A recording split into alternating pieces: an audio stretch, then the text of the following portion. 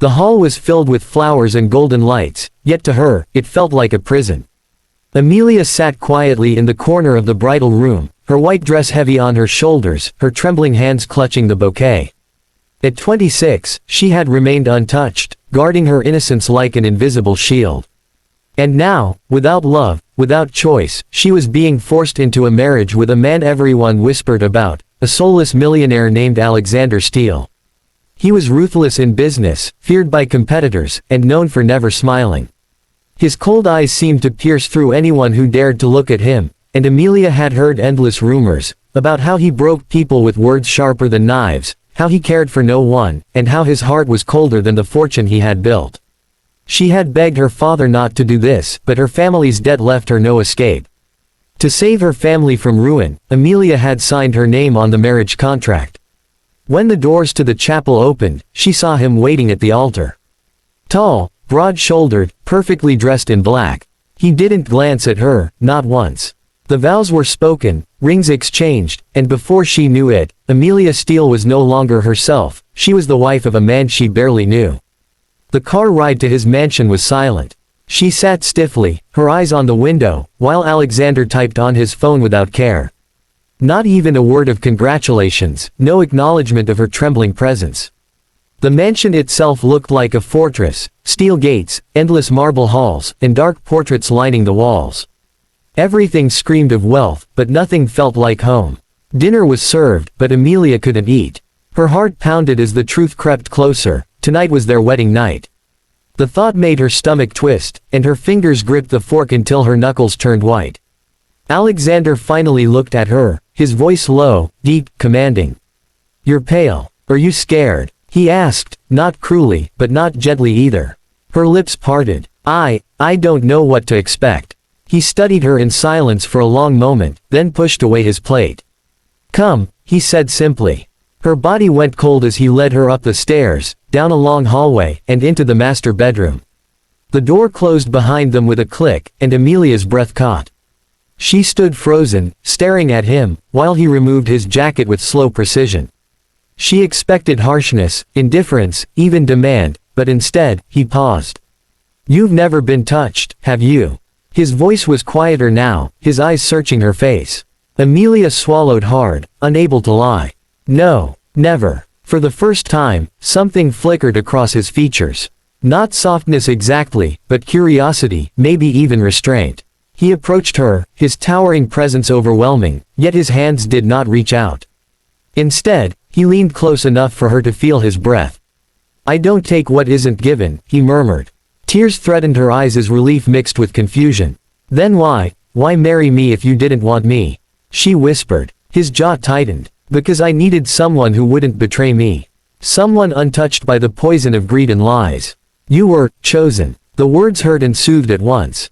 She was chosen not for love, but for trust. Yet still, in his icy admission, there was something real. He didn't move closer. He simply handed her a blanket. "Sleep. You're safe tonight." Amelia lay awake for hours, staring at the ceiling, her heart heavy. She had expected cruelty, but not this strange restraint. The next morning, she woke to find him already dressed, preparing for work. He barely looked at her, yet when he noticed the bruise on her wrist from where she had been clutching herself in fear, his eyes darkened. "You hurt yourself," he said flatly, but there was an edge beneath the words. "I'll be fine," she whispered. He hesitated before speaking again. "Eat breakfast. My driver will take you anywhere you need." Then he left, leaving her confused, shaken, and strangely curious. Days passed, and Amelia discovered that Alexander lived like a machine. He worked until late at night, rarely spoke, and carried a loneliness so heavy it filled the mansion. The staff avoided him, speaking only in hushed tones. Everyone saw him as heartless, but she began to notice the small cracks, the way he stood in the library at night staring at the piano he never touched, the way his shoulders tensed when he passed the portrait of his late mother, the way he drank his coffee too hot, as if punishing himself. One evening, when a storm raged outside, Amelia found him sitting alone in the dark, a glass of whiskey in hand. For once, his mask was gone. His eyes were distant, his face etched with pain. She dared to sit beside him, her voice soft. "You don't have to be alone," she said. He looked at her sharply, almost angrily, but then the fire dimmed. "Everyone I've loved has left," he muttered. "My father abandoned me. My mother died. Friends betrayed me. And now I'm left with nothing but money." Amelia's heart ached. Without thinking, she placed her hand gently on his. His fingers stiffened at the touch, then slowly relaxed. It was the first time he didn't pull away. From that night, something shifted. He started coming home earlier. He began asking her questions, small things at first. Did you eat? Do you read? Do you like the garden? But each word, each glance, softened the walls between them. Their first real closeness came one evening when she played the old piano in the library. Her fingers trembled on the keys, but the melody filled the empty mansion with warmth. Alexander appeared silently, listening. When she finished, he whispered, "My mother used to play that." His voice broke on the word, "mother," and Amelia saw the tears he never allowed anyone to see. Without thinking, she wrapped her arms around him. For the first time, the soulless millionaire let someone hold him. It wasn't passion at first, it was trust, fragile and new. But one night, when she turned to leave, his hand caught her wrist. His voice was rough. "Stay." Their eyes met, and for the first time, the coldness was gone. She nodded, her heart pounding. The walls of his soul finally cracked, and when his lips touched hers, it wasn't the kiss of a man without feelings, it was the kiss of someone who had finally found what he didn't know he needed. That night, Amelia wasn't afraid. His touch was careful, almost reverent.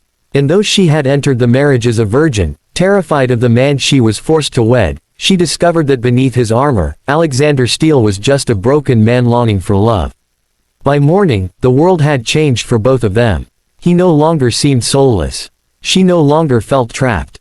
And as the days passed, their bond only deepened, born not of force, but of choice, trust, and the kind of love that grows from healing old wounds. For the first time in her life, Amelia believed that her sacrifice had led her exactly where she was meant to be. And for the first time in his, Alexander realized that money could never fill the emptiness inside him, but she could.